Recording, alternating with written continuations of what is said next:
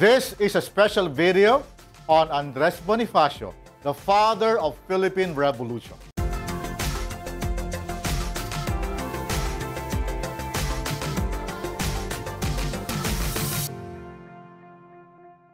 Kumusta po kayo? Welcome back to my channel, Let's Go Tagalog, the channel that is dedicated in guiding you in your journey in learning the beautiful language, Tagalog, the language of the Philippines.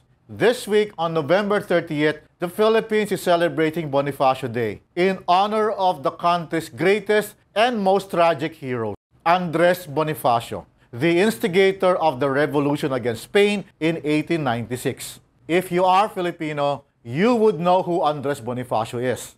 If you are not Filipino, you most likely never heard of the man. Either way, in this special video, I will discuss my top 10 Tagalog words that would describe the life of Andres Bonifacio that may surprise you. Tagalog word number 1, mahirap, the Tagalog word for poor. Andres Bonifacio was born on November 30th, 1863 in the poor district of Tondo in Manila to a young couple, Santiago and Catalina Bonifacio. Historians do not agree whether the couple was poor or part of the middle class. Popular belief says that Andres Bonifacio grew up poor. You can use mahirap in this sentence. Lumaking mahirap si Andres Bonifacio. Andres Bonifacio grew up poor. There is not much historical records to paint the early life of Andres. Whether he was born poor or not, things got bad for Andres when both his mother and his father died during his teens. Andres had to take care of his younger brothers, Ciriaco, Procopio, Troadio, and two sisters, Espiridiona and Maxima.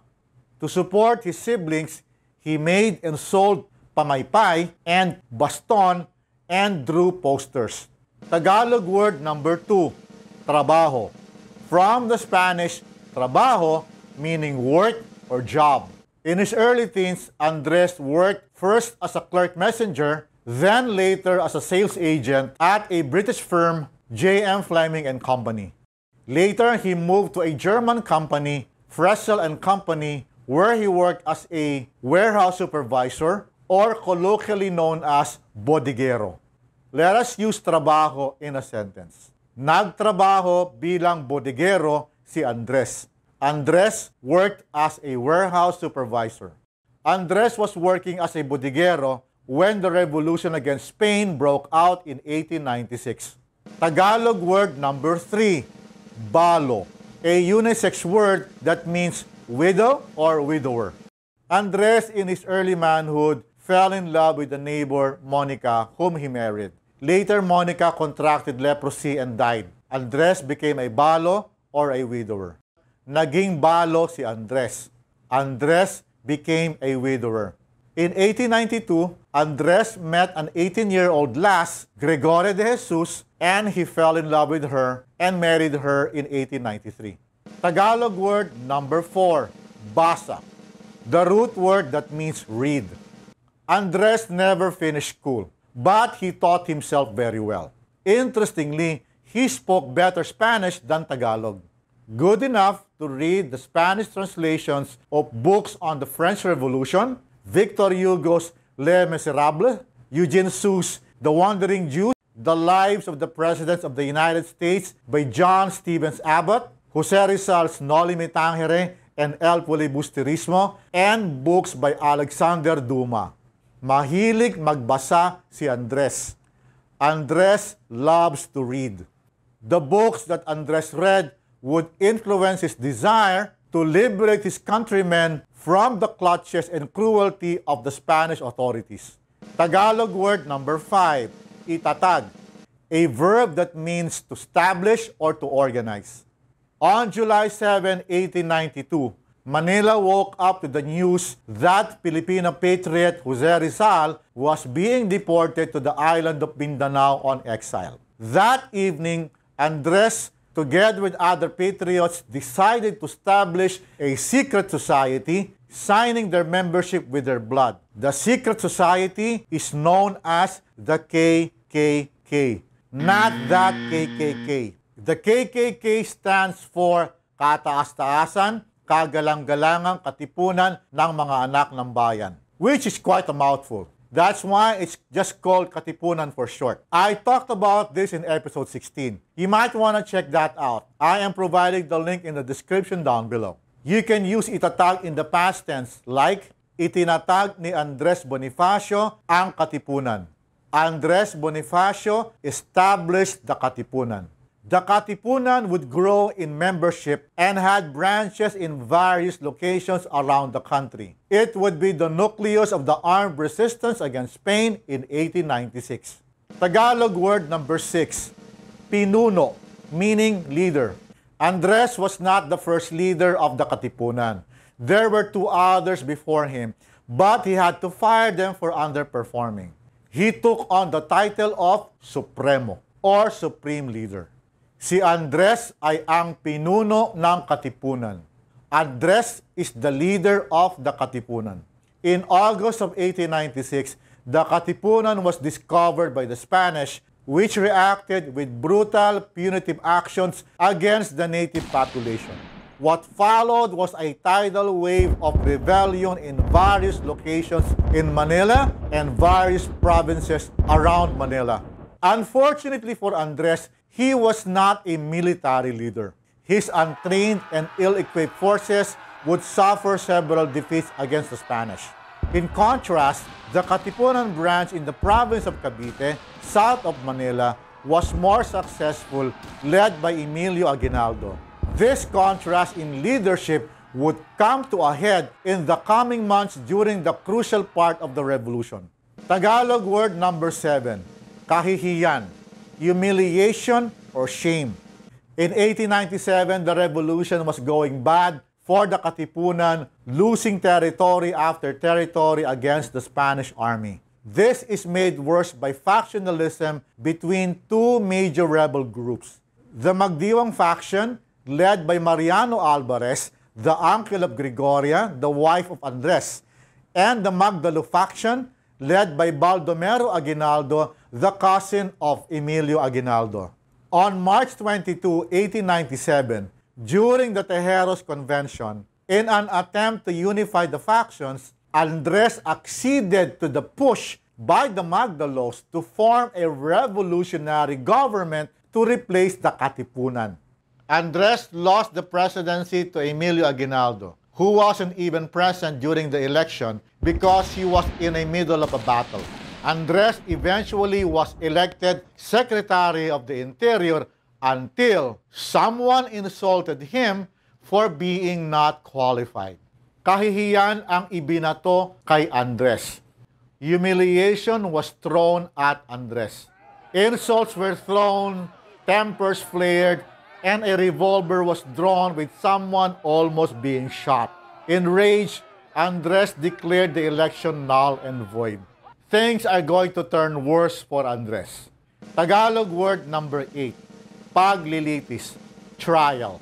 The Magdalo faction went ahead to form a revolutionary government that Andres did not recognize.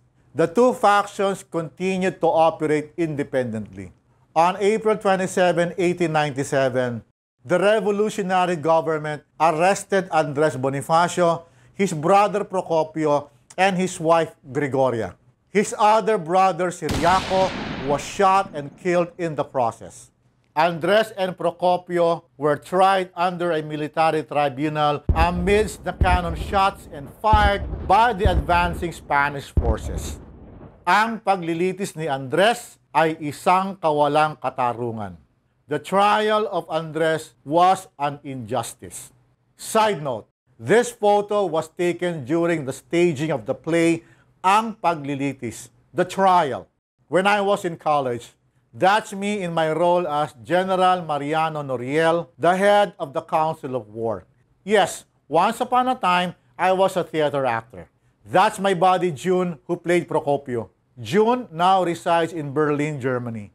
Back to our story. On May 4, 1897, the military tribunal found Andres and his brother Procopio guilty of conniving to overthrow the revolutionary government and were sentenced to death. Tagalog word number 9, makatarungan. Just, from the noun katarungan, meaning justice. On May 5, 1897, the death sentence was carried out. Andres and Procopio were marched towards the town of Tala in the mountains of Maragondon, Cavite Province.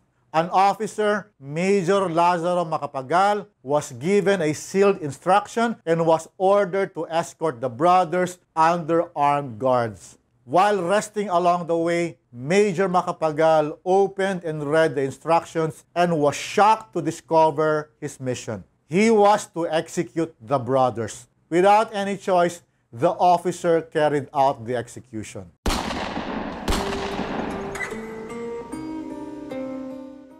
Ang pagbitay kay Andres at Procopio ay hindi makatarungan.